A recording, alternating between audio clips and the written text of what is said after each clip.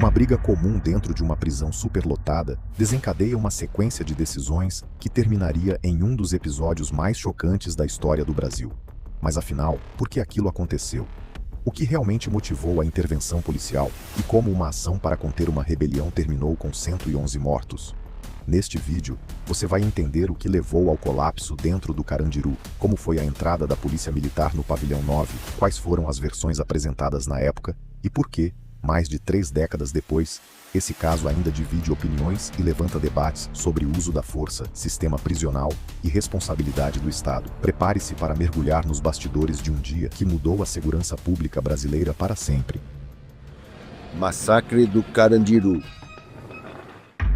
2 de outubro de 1992. Um dia comum em São Paulo.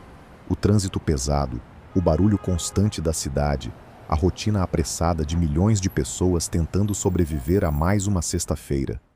Mas atrás de muros altos, grades espessas e corredores de concreto abafados pelo calor, algo começava a sair do controle.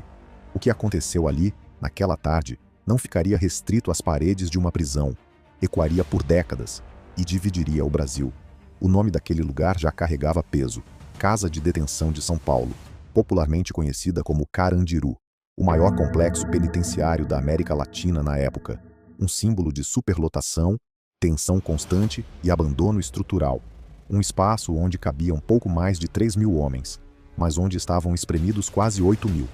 Ali dentro, a lógica era outra. Não existia silêncio, não existia privacidade.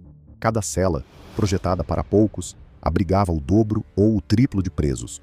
Corpos amontoados, calor sufocante, disputas por espaço, por respeito, por sobrevivência.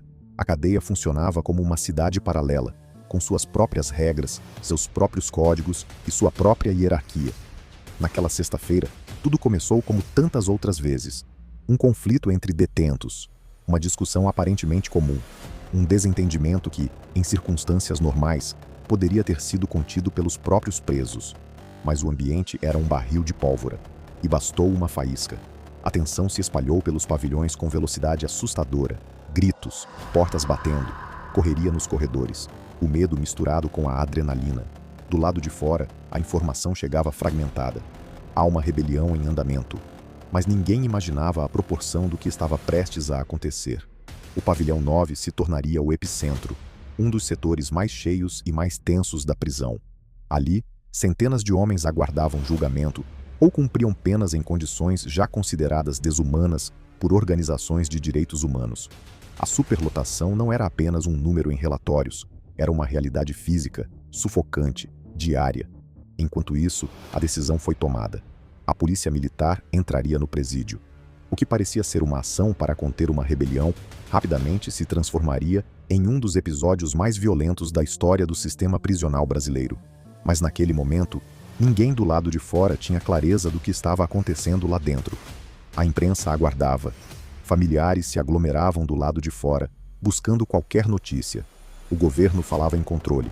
A palavra massacre ainda não havia sido pronunciada. Dentro do Carandiru, o clima era de caos absoluto. Alguns detentos tentavam negociar, outros apenas se protegiam. Muitos sequer participavam de qualquer confronto.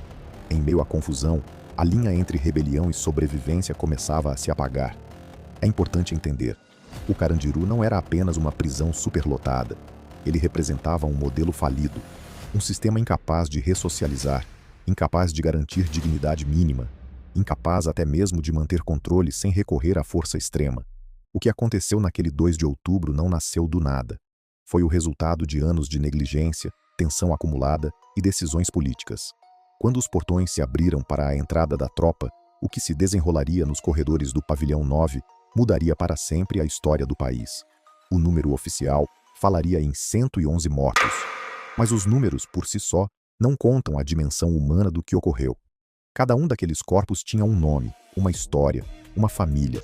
E a pergunta que atravessa o tempo até hoje é inevitável. Foi uma ação necessária para conter uma rebelião? Ou um massacre anunciado? Nos próximos minutos, você vai entender como um conflito interno se transformou em tragédia. Quais decisões foram tomadas naquele dia? Quem foram os responsáveis? E por que, mais de 30 anos depois, o episódio do Carandiru ainda provoca indignação, debates acalorados e um sentimento de que a justiça nunca foi completamente alcançada. Porque o que aconteceu ali não terminou em 1992. As consequências continuam vivas. Quando a tropa da Polícia Militar atravessou os portões da Casa de Detenção de São Paulo, o que era anunciado como uma operação para retomar o controle, rapidamente assumiu outra dimensão. O comando da ação ficou sob responsabilidade do coronel Ubiratã Guimarães. A ordem era clara: entrar, dominar e encerrar a rebelião. O problema é que, naquele momento, a linha entre conter e eliminar já estava perigosamente borrada. O pavilhão 9 foi cercado. Policiais armados avançaram pelos corredores estreitos, escadas de concreto e celas superlotadas. O som dos disparos ecoava pelos andares. Não havia câmeras corporais. Não havia transmissões ao vivo.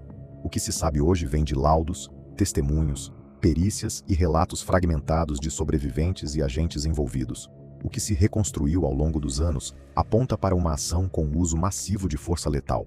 Oficialmente, 111 detentos morreram, a maioria atingida por disparos a queima-roupa, muitos dentro das próprias celas.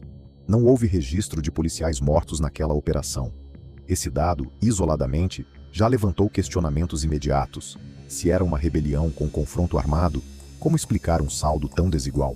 A versão de confronto perdeu força diante das evidências periciais, que indicavam tiros direcionados, execuções e ausência de resistência efetiva em diversos pontos.